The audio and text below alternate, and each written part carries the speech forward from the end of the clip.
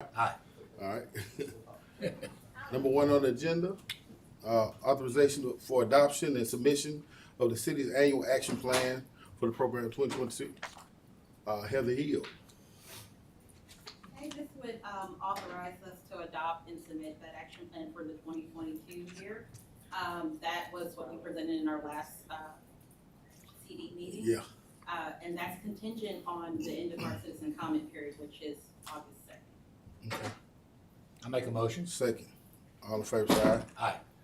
All right. Next up, authorization of the contractual agreement with Spencer Management LLC for exterior home repair services. Chip. Right here. Oh, there you go. Oh, it's me. It's me. We put out an RFP to get a contractor to do the home repair and lead paint renovation program.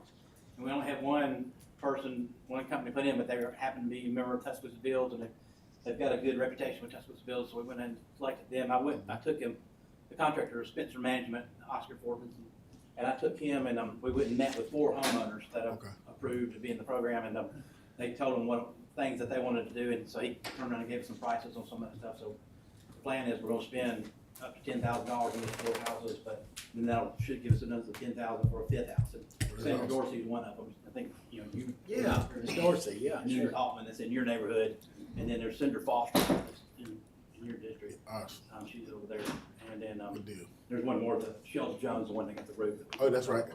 Oh, good. Oh, that's awesome. Nice, Chip. Y'all working. Okay. So I'll make the motion. Second. All in favor? Aye. So, yeah, okay. Next up, this is just an update from Homeless Management Information Systems. Demetra Lewis. We're gonna provide you all with the fact sheet really quick. Okay, thank you. Uh-oh, I'm sorry about You that. got it? Okay. No problem. Now I'll give it to you extras here. Demi. I just want to provide you all with an overview of what HMIS is and to give you a rundown of our 2022 PID count.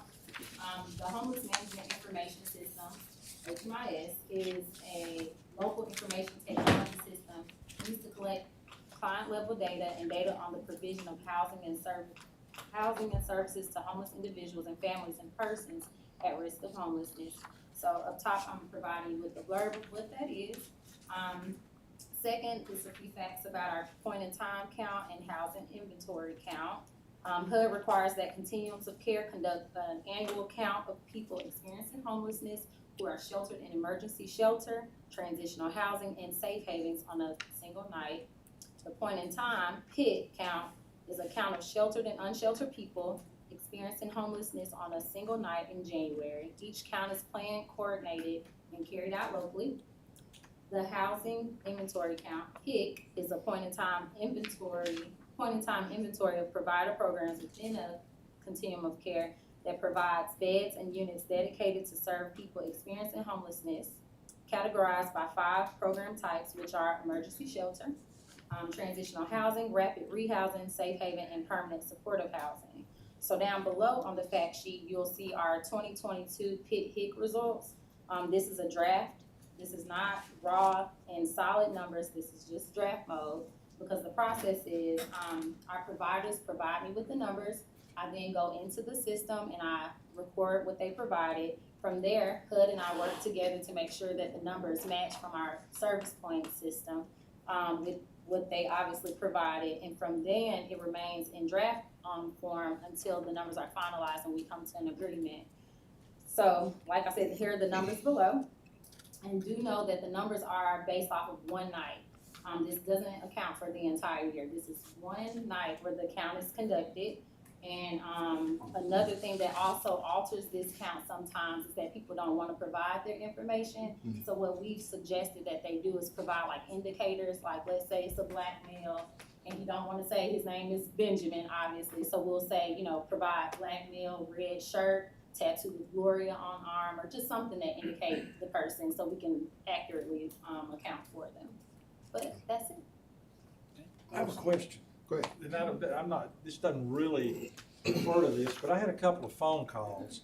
Okay. There apparently a television station in Birmingham said there was a homeless, Tent. camp set up tents somewhere in Tent city Tuscaloosa somewhere. off the interstate. Is there anything to that? Or- Yes, so our outreach team is working on that. They, TES is our outreach lead, and they have come in contact with someone to assist with that. Do you know how many people it might be?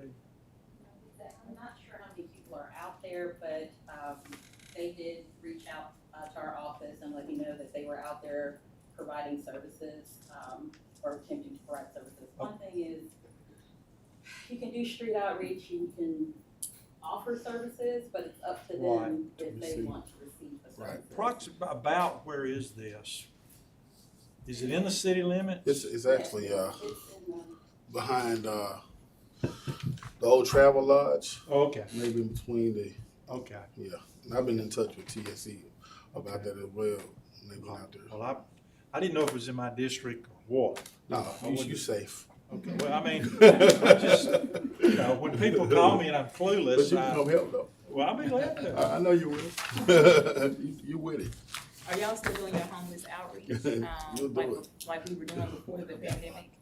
Yeah. Meeting Oh, yeah, once a really? month and then going out into the communities and checking on the tent cities and everything? That's it's in not your fair the word. traditional way that That's we used fair. to do it. Time. We used to have a group come together, they would be here before the sun. Yeah, I know. And they would go out into the camps.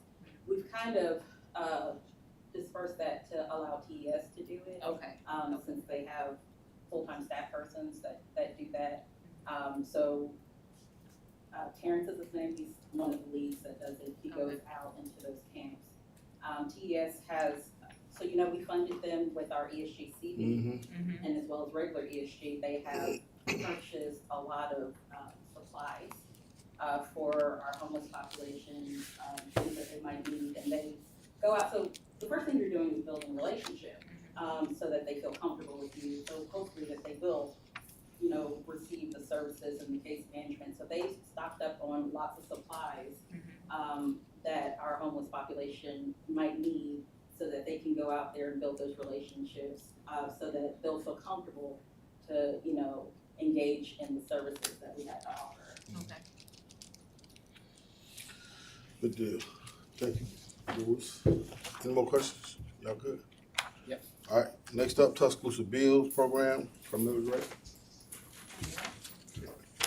So it's been a minute since I've been before you. So over the last year, or since the pandemic, I've been working with the National League of Cities and Enterprise to promote an inclusive economy. And with that, we look at efforts to support our small business owners, specifically in this instance, minority-owned, where we here at Tuscaloosa Bills we provide assistance to minority-owned, women-owned, and disadvantaged-owned businesses. But these efforts are specific to low-income areas. Coming with that, we don't meet every third Thursday as we've done in the past, just because what we've gone through with the pandemic. So this month, we are just doing a info session. We call it Small Business Basics. One of our partners is the University of Alabama's Entrepreneurial and Nonprofit Clinic. And they're sharing about their services, what they offer pro bono services to small business owners in the community. And next month, we'll have our annual Women in Business Conference.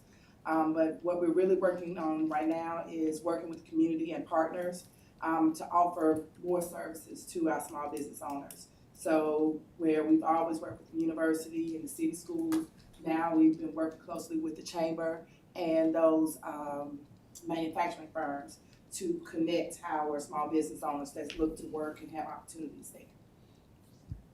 Awesome, I appreciate you, Ms. Drake, because I sent you a ton of small business owners, and if they got their paperwork right, she gonna put them to work. But they gotta have it work. Get your insurance, man. Don't call me and tell me, yo, Ms. Drake, you don't got your insurance. I appreciate you. All right, next up, Tuscaloosa Housing Authority, Chris Hall. Yes, sir. Yeah, thanks for having me. Good evening. I'm Chris Hall, the Director of the Housing Authority. Every year about this time, we get our annual capital fund contribution from HUD. There are a couple of factors involved there. The number of units we have, the age of the units, HUD appropriations, they have an algorithm. This year, I think our allocation was $3.2 million. We have to submit that to the city as part of the approval process for you guys to review and approve. approved. And I think there were some specific questions about what we're gonna use that money towards. And then also, I think there was a specific question about what we're doing in terms of safety and security. I've got with me our Director of Development, Ms. Jessica Alexander. Jessica's gonna share with you what we're doing with our capital funds this year, and I'm gonna jump up after her and answer any questions you have and talk about safety and security. Okay. Good afternoon, How you doing? everyone. So How you just to doing? give you an overview of some of the capital improvement projects that we currently have underway. So as right now, we're renovating 19 units in Branscombe. That's estimated at about $1.2 million. We're doing a comprehensive interior renovations, which includes new HVACs and new interior and exterior doors. We're also renovating 30 units at Hayport. That's primarily our senior one-bedroom apartments. We're doing bathroom upgrades, new HVACs, new hot water heaters, and one of the cool things we're doing is installing emergency pull strings. So in case someone does make a fall or have an emergency in the unit, they pull that string, it illuminates the light on the porch, and somebody passing by will know that that person has trouble in the unit. That's estimated at about $400,000. We're also gonna start next week on doing some site improvements in Hayport, which includes renovating the basketball court, and also will include some fencing and landscaping and related storm drainage work. That's estimated at about $300,000. Chris mentioned our 2023 CLP capital fund grant that we are expecting to receive at about 3.2 million. What we're planning to do is do some comprehensive renovations in Crescent East, which will include a little bit of relocation, but also give us an opportunity to go in, update the units inside. That's probably gonna last a couple of years, so we wanna take our time and do it right. Another thing that we're planning to do is create a playground and do some site improvements in Branscombe. If you're familiar with Branscombe, you know there's no playground, there are no sidewalks, and so we wanna make our community safe. And so that's what we're planning to do with the 2023 money, and we're also planning to go back and do some more improvements in the Hayport community. That's awesome. When did you say that was gonna begin in Crescent East? Next year in 2023, so our plan is to finish Branscombe. We've been in Branscombe for about 4 or 5 years doing a comprehensive rehab, and so we wanna finish Branscombe first, cause it does take a lot of work when you're trying to do a comprehensive rehab. You gotta relocate families and make sure they're in a comfortable space. Right. But we won't start that until 2023, and that's after we finish the work in Branscombe, which is estimated to be completed March of 2023. Awesome. Has Chief Sanders approached you about looking at, we'd like to see some improvements to the basketball court that's to the north of the PAL gym. Has Chief been reached out to you, or Perry's team reached out to you yet? Mayor, we meet with Chief Sanders and Captain Robertson, Captain Green monthly. It's always the first Thursday of every month. He hasn't mentioned that. Okay. We've talked about renovating the Hayport basketball court, but that's all we've talked about in terms of the basketball. I'm gonna get him and I, we've had cursory discussions when we run into each other about it, but the basketball courts, I guess it'd be to the north of the PAL gym. We, do something really cool there for the community. So we'll be in touch with you. Yes, sir. Yeah. And I want to give you all just an update from a safety and security standpoint. We've used a lot of capital funds in the past couple of years to put up security cameras in all of our developments. So we hit all the points of ingress, egress. We got license plate cameras. Of course, the City of Tuscaloosa Police Department has access to those cameras in real time. I mentioned the meetings that we have with the police department, which have been invaluable. Working with SIBO and Wayne and Melvin has really helped our community from a safety and security standpoint. I think crime has gone down. I think they're really good about interacting with the community. Of course, I don't see Councilman Taylor here, but Councilman Taylor is very good with interacting with our residents. When we had a couple of incidents in the spring where we had, I think it was a 13-year-old and a 17-year-old that were involved. Wilson. Wilson. You mean Matthew Wilson? Wilson. Probably. You thought you'd, we can't tell Matthew that. It was Oh, man. You thought you'd gone back in time. Well, we've also changed out, we had incandescent street lights, we changed those out to LED. But the biggest Mailman's thing that better we've done looking. from a safety and security standpoint has nothing to do with capital funds, it's been aggressive really, from a management standpoint, we've taken a lot of time and attention to make sure that our managers are aggressively enforcing the lease. So we look at all the police reports that are relative to our sites, and then we hold tenants accountable for themselves, their families, and their guests. That right there has really been, what I think has had the biggest impact. I agree. I will say that their new manager over there, especially in Hayport, and that last shooting over there, he was not on the spot. He was super accommodating. And the data shows, I mean, in May when the shooting happened, we had like 5 assaults and it's gone down to 2. All the numbers, especially Hayport, that's mostly where our problem people were, gang members, young gang members. I think y'all kind of ruled them out, the data shows. And if you have any questions offline, I asked Chief to have some numbers for you. Or we can certainly speak about it now if you want to, whatever amount of time the committee has. Oh, we Chris, good. Chris, let me ask you, the most of the section, or Jessica, Section 8 housing, does that all come through the Tuscaloosa Housing Authority and Northport Housing Authority? It does, for Tuscaloosa County, that's correct, yes, sir. The problems, and this is where sometimes I don't know which way to turn. A lot of issues I've had, and were Section 8, that would be great, and then the boyfriends would move in possibly, or dogs, pit bulls. And now, is it true that, I mean, there's the restrictions, well, you know, they're pretty, I mean, I love Section 8, I think it's a privilege.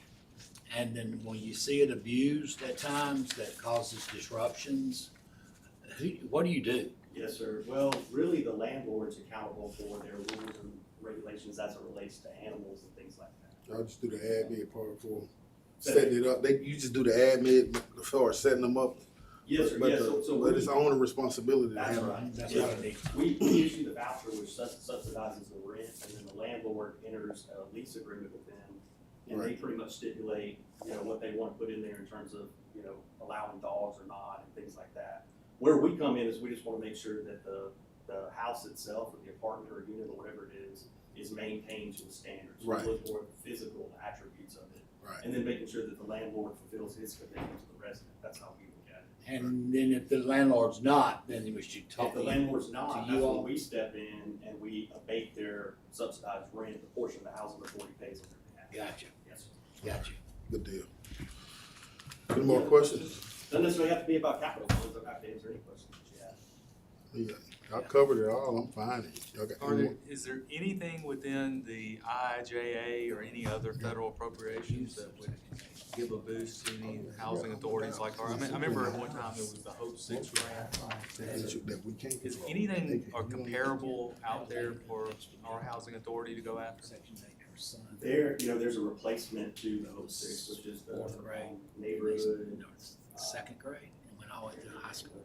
It's That's neighbors. it's like the Hope 6, but it's different under And they were different administration, but it's so And had competitive. that one in I front mean, of they're there. competing against, you know, Orphan Chicago kids out and there, San moves Francisco. in, they Not got to say we pit couldn't get it, but bulls, there's a running lot of money. It's just hundreds of thousands of dollars. Hey, What's wrong with You know, Not working with watching the consultants dogs, and I that, call just people to on get my your neighbor. foot in the The door dog, with got 'em applications, out so it's there. kind of like, Yeah. in fact, we've been so They successful ain't with got no no kicked council out. tax credits, My nephew, that our way of redeveloping properties is tried and true. We've got 8 rounds of non-residential Yeah. tax credits, Surprising. which is unheard of We never in know. this We state. live in the day. right, And so when We you, live in the day. when you weigh the pros and cons, Yeah. you look at something like that program. Just comes up and eats the cat versus food. tax credit application, it's just taking a big risk with a lot of money with the potential of, you know, for being awarded that grant is pretty small for an area like Tuscaloosa. Can you go after both simultaneously? You can, it's just a funding issue. I mean, we certainly could. The great thing about the neighborhood program I'll talk about that took place at the Hope 6 is that it gets buy-in from the school systems, the city. I mean, there are all these different community partners. It's something we could look into. Is that the Choice Neighborhood? Choice program? Neighborhood. Mayor, that was one that Choice we had discussed sort of eyeing, in University Manor, some other stuff, but at least last year, the Biden administration, when they took over, they were kind of changing things. As far as I know, hadn't released kind of the new, here's the opportunity. Well, it's unquestionable that what we've been able to accomplish at McKenzie Court and Rosedale Courts has made a huge difference. And again, we have to, you're the expert, so we would trust you, but I would love to sit down, because I look at Hayport, Yes, sir. I look at Crescent East, you know, Branscombe I know is not in the city, but these are outdated, and certainly what we all did together at Rosedale and McKenzie changed the dynamic. At one time, 11% of the city's crime took place in Rosedale. Oh, absolutely. I would have Now- allowed now it it's- 25. It changed the Fails on whole, the now it clock, took an yeah. EF four It's on the tornado, clock, yeah. unfortunately. But, you know, after, at least we rebuilt in a way that honored the 6 people who passed away at Rosedale. But, you know, look, I would love, because I sit there and there's Crescent East, we've got to change the dynamic. Is all of Crescent East in the city now? No. It's half and half. I knew it was originally. Yes, sir. So I campaigned by the garbage carts. the city, again, Cover green with I think brick. for a bigger discussion, we hired a firm called Gray Matter that has done nothing but hit home runs for If us. there's a green garbage cart here, Yeah, ain't no doubt It about might be worth a discussion in the future.